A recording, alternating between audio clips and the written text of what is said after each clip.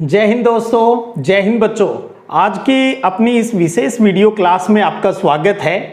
आज राजस्थान के अंदर माध्यमिक शिक्षा बोर्ड अजमेर ने जो 12वीं और 10वीं बोर्ड क्लास के सभी सब्जेक्ट का जो अंक विभाजन है वो जारी कर दिया है। उम्मीद करता हूँ ये सूचना भी आप तक पहुँच गई होगी और साथ में आपको ये अब क्लियर हो गया होगा 2023 में आपकी जो बोर्ड परीक्षा होगी उसके अंदर आपका पूरा सिलेबस आएगा हर सब्जेक्ट के अंदर। यानी अब आप कोविड दौर से बाहर आ जाइएगा, किसी प्रकार के सिलेबस में कोई कटौती नहीं है, पूरा सिलेबस आपको अच्छे से पढ़ना है। तो आज हम आपके राजनीति विज्ञान यानी पॉलिटिकल साइंस सब्जेक्ट के अंदर राजस्थान के अंदर जो 2023 में बोर्ड परीक्षा होगी उसमें प्रत्येक चैप्टर का अंक विभाजन क्या रहेगा उसको आज जान लेते हैं। आपको पता है आपकी दो बुक है वो चलती है। एक बुक का नाम है समकालीन विश्व राजनीति और दूसरी बुक का नाम है स्वतंत्र भारत में राजनीति। तो चलिए स्टार्ट करते हैं और आप भी अपनी पाठ्य पुस्तक के अंदर इस चीज को अच्छे से नोट कर लीजिएगा, क्योंकि किस चैप्टर से कितने मार्क्स के टोटल क्वेश्चन आने हैं ये जानकारी होना एक बोर्ड के विद्यार्थी के लिए बहुत ही जरूरी होता है। एक स्मार्ट स्टडी के लिए, तैयारी के लिए, अपने सपने को सच करने के लिए ये बहुत जरूरी होता है। तो पहला चैप्टर है आपकी फर्स्ट बुक का शीत युद्ध का दौर। तो आपको बताना चाहूं ये जो चैप्टर है ये आपका 6 नंबर का रहेगा। दूसरा जो चैप्टर है दो ध्रुवीयता का अंत, ये चैप्टर भी आपका 6 नंबर का रहेगा। तीसरा जो आपका चैप्टर है समकालीन विश्व में अमेरिकी वर्चस्व की जो बात है, ये तीसरा चैप्टर आपका 4 नंबर का रहेगा।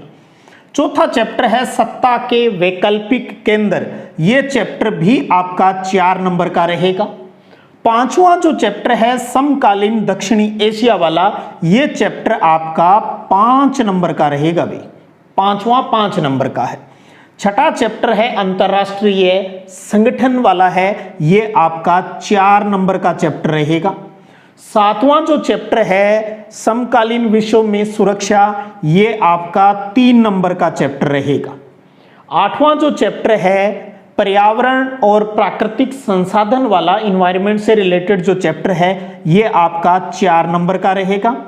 और 9वां जो चैप्टर है आपकी फर्स्ट बुक का ग्लोबलाइजेशन यानी वैश्वीकरण वाला जो चैप्टर है, ये भी 4 नंबर का रहेगा।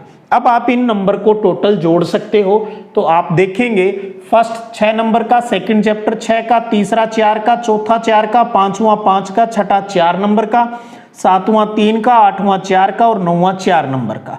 तो ये हो जाते हैं टोटल 40 नंबर, यानी फर्स्ट बुक से 40 नंबर का पेपर आपका आना है।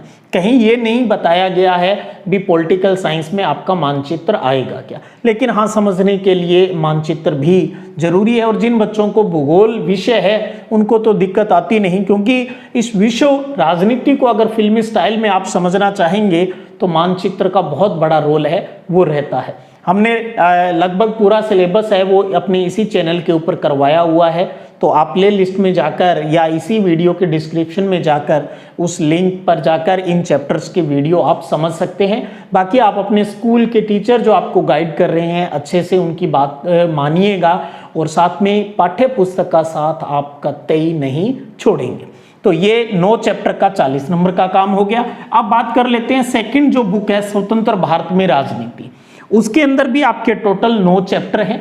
तो यहाँ क्योंकि बोर्ड ने जो माना है इसका सेकंड बुक के पहले चैप्टर को उन्होंने चैप्टर संख्या 10 कहा है, तो कोई फर्क नहीं पड़ता, ये आपका पहला चैप्टर है वो हो गया।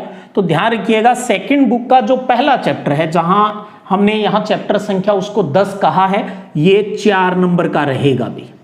दूसरा जो चैप्टर है सेकंड बुक का यानी 11वां मान लें टोटल में, एक दल के प्रभुत्व का दौर वाला है, ये चैप्टर आपका 3 नंबर का रहेगा।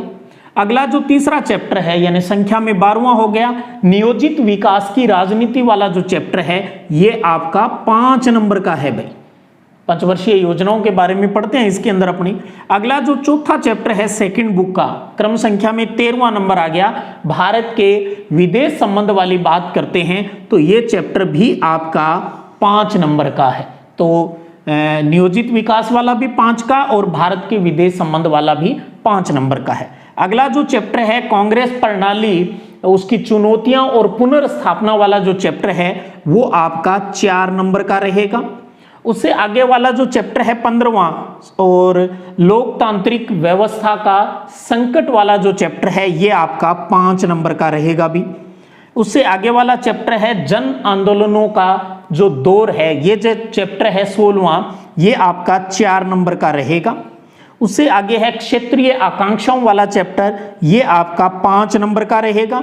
और उससे आगे है अंतिम चैप्टर है आपका भारतीय राजनीति में नए बदलाव वाला, ये आपका 5 नंबर का रहेगा। तो सेकंड बुक का पहला 4 का, फिर 3 का, फिर 5, 5, 4, 5, 4, 5 और 5, इन सबको आप जोड़ेंगे तो टोटल 40 नंबर का हो जाएगा। तो यानी फर्स्ट बुक भी 40 नंबर की और सेकंड बुक भी आपके 40 नंबर की, दोनों को जोड़ दें तो लिखित परीक्षा आपकी बोर्ड के अंदर कितने नंबर की होगी? 80 नंबर की होगी। 20 नंबर सेशनल यानी सत्रांक के रूप में विद्यालय से जाएंगे और टोटल कितना हो गया सब्जेक्ट? 100 नंबर का हो गया। क्योंकि पॉलिटिकल साइंस में प्रैक्टिकल नहीं होता माध्यमिक शिक्षा बोर्ड के अंदर, तो 80 की लिखित और 20% के हिसाब से 20 नंबर सत्रांक हो गए।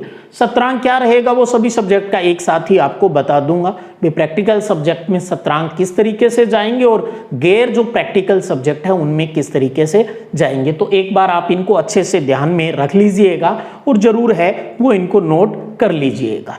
बाकी अगले वीडियो क्लास में हम फिर बात करेंगे। तब तक जय हिंद, जय भारत।